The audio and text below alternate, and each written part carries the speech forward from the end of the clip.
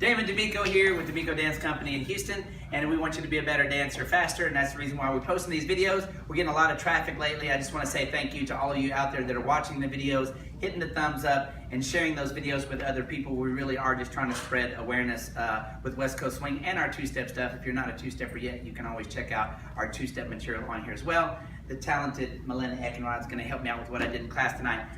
Usually we'll take a sequence from a couple that we find online and we'll break down what they're doing, which is a whole lot of fun, and we plan to continue to do that. But every so often I have to jump in there and say, hey, yo, this is what you really need. Instead of just another move that you're probably going to drop off down the road anyway, okay? So we've played around with a couple of different concepts. One of them is a passing triple. It's a rock and go that has rotation for the lady. First we started with a sugar push. We went 1, 2, 3, and 4, 5, and 6. I always like to say don't do a throwaway sugar push. If you've arrived at the level of dance that you can do the material that I'm showing you in this class, stop doing ugly, bad sugar pushes, please. They're not a penalty, and most people do them like a penalty thing. It's like, oh crap, I have to do another sugar push. I like mine, and I do a bunch of different ones, and it's really cool, and Melinda does a lot of really cool stuff on a sugar push. So please own your sugar push and don't just throw one away, okay? So 1, 2, 3, and 4, 5, and 6. Then we did a whip, 1, 2, 3, and 4. We turned around on the 5, 6 like normal, 5, 6. I kept her in closed. This is a different variation on a passing triple than I normally do.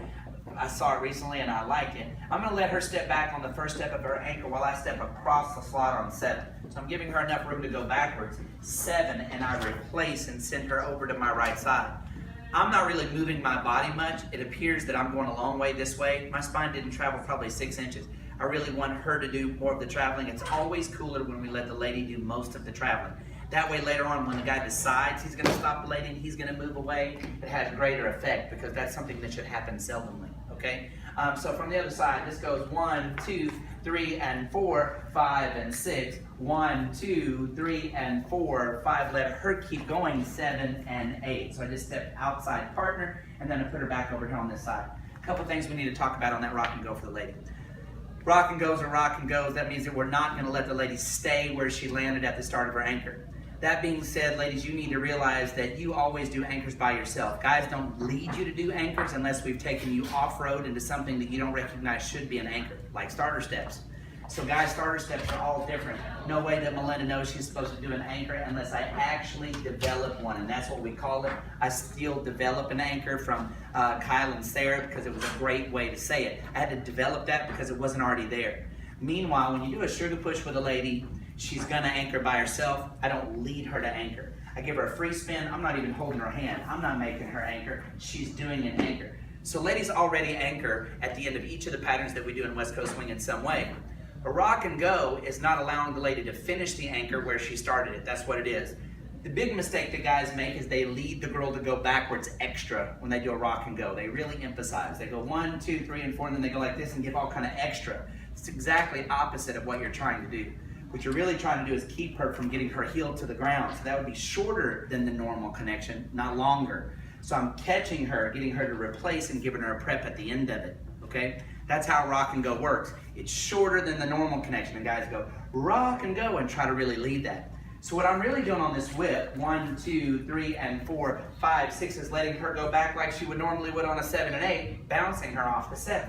So 1, 2, 3, and 4. Let her go back, don't stop her. 7 and reverse her and get over here.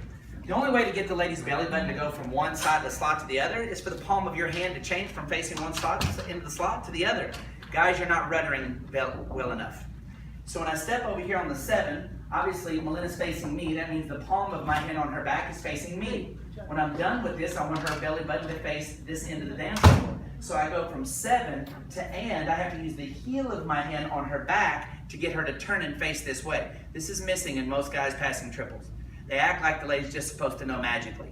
So the guys will end up leaving their palm facing them, leaving their palm facing them, and they take off without the lady. What happens socially all the time. I see it. Anyway, just thought I'd help you with that. One more time on that. 1, 2, 3, and 4, 5, 6. Change my palm to face the other way.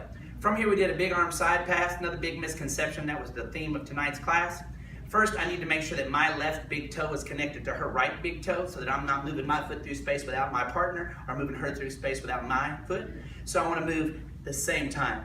So all of me is moving at the same time as all of her. And I'm moving that sideways, moving my spine the same amount that she's moving her spine through space, which is rule number 1 of West Coast Swing. Someone's not telling you that, maybe you need a new teacher. So we need to move down the floor, and we go 1 and get her on the foot 2 with a good prep. Once I prep her brain, she already wants to spin. That means that when I do this toe gate type action, there is no pressure on her arm for that lead. Guys forget because this is so cool that the lady was supposed to be prepped. So he gets her going forward and then drags her around by her arm, which is uncomfortable, and there's undue pressure on that, okay? So I want to make sure that I prep her so good that she wants to spin whether I have any hands or not. And then this part up top is just an illusion. So 1, 2, I pick that up. I'm letting it slide down to the connection.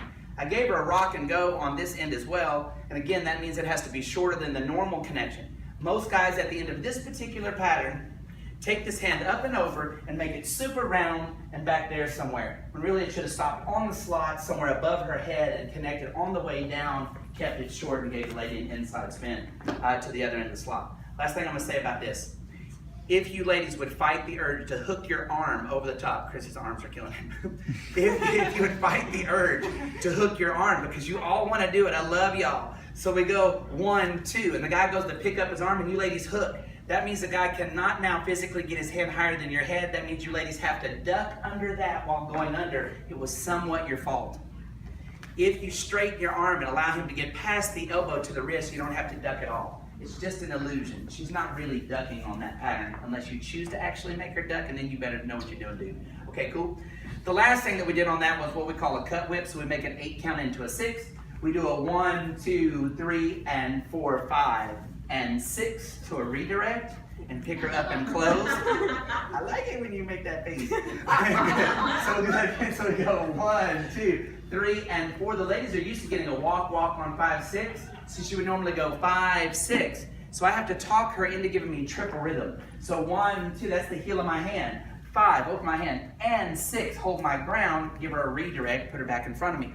When I give her that redirect, this is and 6. When she lands on 7, my hand's waiting. It doesn't let her travel this way anymore. She turns around, I say, step in front of me. And we do an anchor step there at the end of that, just like that. So from the top, it goes 1, 2, 3, and 4, 5, and 6. 1, 2, 3, and 4. She's an actress. 7 and 8. 1. I didn't really snap her neck. And 4, 5, and 6, and triple step, and triple step. And a 1, 2, 3, and 4, 5, and 6, 7, and 8, and triple step. And that's what we did.